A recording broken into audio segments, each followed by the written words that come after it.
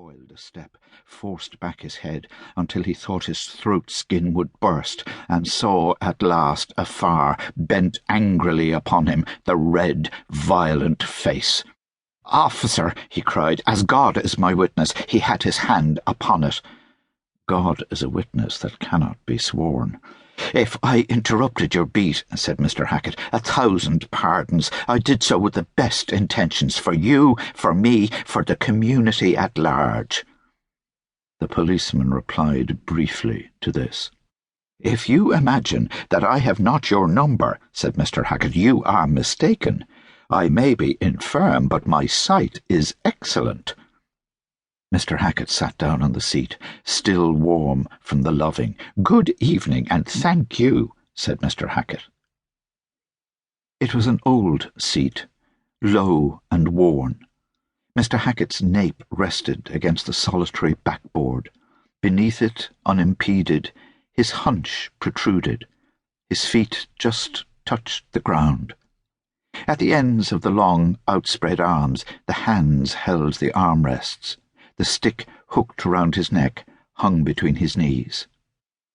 So, from the shadows, he watched the last trams pass. Oh, not the last, but almost, and in the sky, and in the still canal, the long greens and yellows of the summer evening.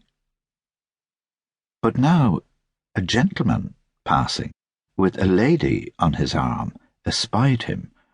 "Oh, my dear," he said, "there is Hackett." "Hackett?" said the lady. "What Hackett? Where?" "You know Hackett," said the gentleman. "You must have often heard me speak of Hackett.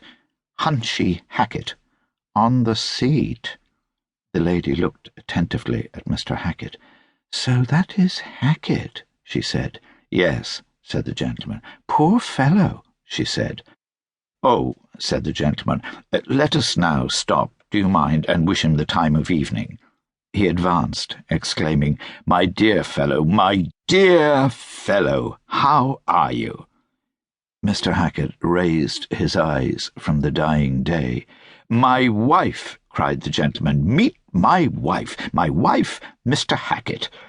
"I have heard so much about you," said the lady, "and now I meet you at last, Mr. Hackett."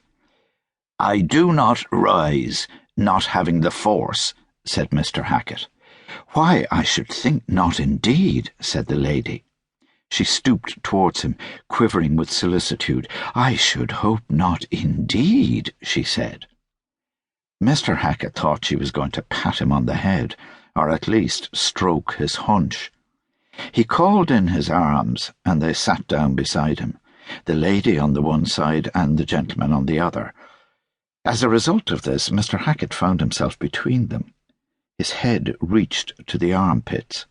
Their hands met above the hunch on the backboard.